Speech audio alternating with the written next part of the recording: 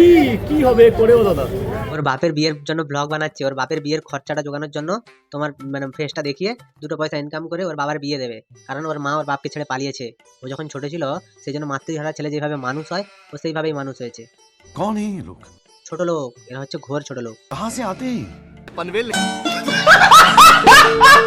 এই রিসেন্ট আমার মায়ের হাঁটুর অপারেশন 1,20,000 টাকা লাগবে, কিন্তু কেউ কিন্তু ওটা জিজ্ঞাসা করে না।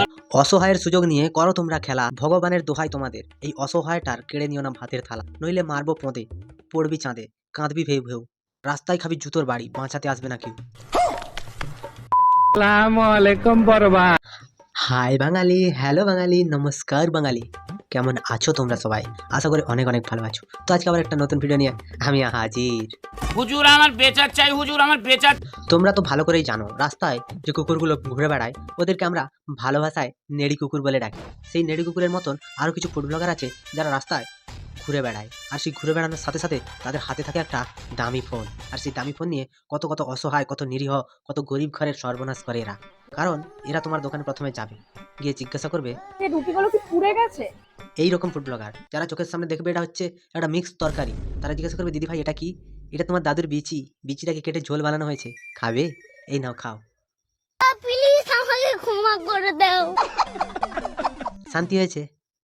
আর কিছু কিছু ফুড ব্লগার আছে যারা হচ্ছে তোমাকে নিয়ে একটা তোমার মাথা গরম করার মতো একটা কথা বলবে, সে কথাটা শুনে তোমার মাথা গরম হবে, তুমি মাথা গরম করে দুটো একটা খারাপ কথা বলে দেবে। সে খারাপ কথাটা বলার সাথে সাথেই এই শুয়োরের বাচ্চা তখন উপরে বড় বড় করে হেডিং লিখে দেবে, অহংকারী রাজুদা, অহংকারী পতনের মূল কারণ। আরে ভাই, তোর বাম্মা তোকে শিক্ষা দিয়ে পাঠায়নি?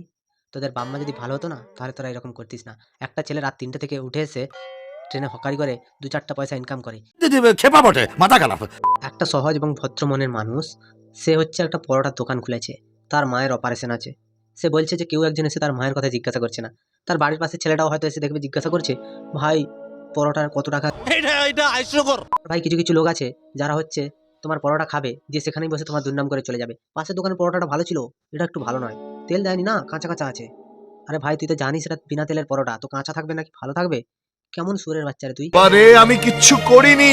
আপনারাও আমাকে সাহায্য করুন যাতে আমি আমার গন্তব্যে পৌঁছাতে পারি। ভাই এরা যা শুরু করেছে, তোমাকে তোমার গন্তব্য পৌঁছানোর আগেই তোমাকে তোমার ট্রেনের ব্রেক ফেল করিয়ে দেবে। তুমি যেখানেও গিয়ে একটা ধাক্কা মারবে, তুলেছে যেমন তেমন নামিয়েও দেবে। কারণ একটা জিনিস হচ্ছে, তুমি ব্যবসা যখন বাড়ে তখন অনেক টেনশন থাকে মাথায়, যে আমি সবাইকে খেতে দিতে পারবো কিনা, কিভাবে খাওয়াবো, কি করবো না করবো। তো এই মালগুলো যাবে তোমাকে ঝাড় জ্বালানো কথাবার্তা বলবে, অরুণদা এটা বলেছে, মিষ্টি দি তোমার নামে এটা বলেছে, সেই কাকা তোমার নামে সেটা বলেছে। তোদের মতো এত বড় বড় সুর আছে পৃথিবীতে, ফুড ব্লগাররা, কিছু কিছু ফুড ব্লগার, সবাই নয়, এদেরকে জুতো পেটা করা উচিত। ঠিকই শুনছো, ভুল কিছু শোনেন। আমার এখানে 2 টাকায় মাত্র লুচি পাওয়া যায়। 2 টাকায় লুচি পাওয়া যায়? কবে দেখবে দাদুর বিচি খুলে পড়ে যাবে বিক্রি করতে করতে। 2 টাকায় লুচি কখনো সম্ভব? এখনকার দিনে 1 কিলো তেলের দাম হচ্ছে প্রায় 200 টাকার কাছাকাছি, আর সেই তেল দিয়ে এরা লুচি ভেজে 2 টাকায় লুচি বিক্রি করছে। কি করে সম্ভব ভাই? এরা কি মানে ডালডা দিয়ে লুচি ভাজে না কি করে আমার জানা নেই, কিভাবে হচ্ছে, সম্ভব তো নয়। তোমরাই বলো কি করে হয় লুচি? যাও না দাদা, তোমরা তো খাবে না, যাও না, এটা ঘোরাও না। খাবে না, কিন্তু তোমার পেছন চেটে ওরা ঠিক উপরে উঠবে। খাওয়ার ক্ষেত্রে তো এরা আসে না, এরা আসে কার মধ্যে কতটা গু লেগে আছে সেটাকে জিভ দিয়ে চেটে দেবে, তারপর ঠিক চলে যাবে।